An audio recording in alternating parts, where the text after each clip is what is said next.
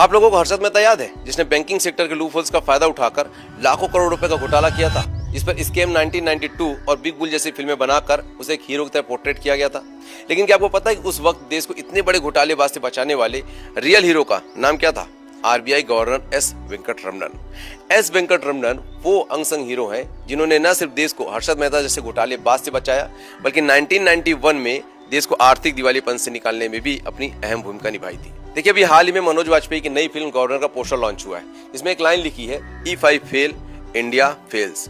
और ये लाइन ऐसे ही नहीं लिखी है, क्योंकि 1991 में देश एक ऐसे मुकाम पर खड़ा था जहां पर पर्दे के पीछे से आरबीआई गवर्नर एस वेंकटरमणन ने वो फैसले लिए थे जिसने देश की इकोनॉमी को न सिर्फ स्टेबलाइज किया, बल्कि finance minister doctor Manmohan Singh के साथ मिलकर ऐसे इकोनॉमिक रिफॉर्म भी शुरू किए जिसने भारत की इकोनॉमी की दिशा को हमेशा के लिए बदल कर रख दिया था। देखिए, जिन्हें नहीं पता उन्हें बता दूं कि साल 1991 में देश एक ऐसे हालात पर खड़ा था जहां पर भारत सच में दिवालिया होने के बेहद करीब पहुंच चुका था।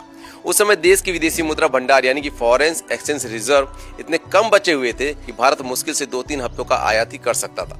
मतलब पेट्रोल खरीदने तक के पैसे खत्म होने लगे थे। खाड़ी युद्ध की वजह से तेल की कीमतें बढ़ चुकी थी, विदेशी निवेशक पैसा निकाल रहे थे और दुनिया को लगने लगा था कि भारत अपने कर्ज को कभी चुका नहीं पाएगा।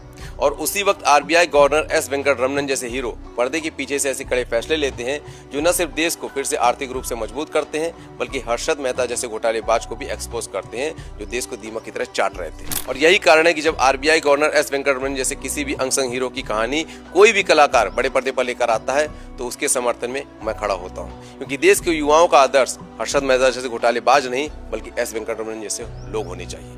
जय हिंद।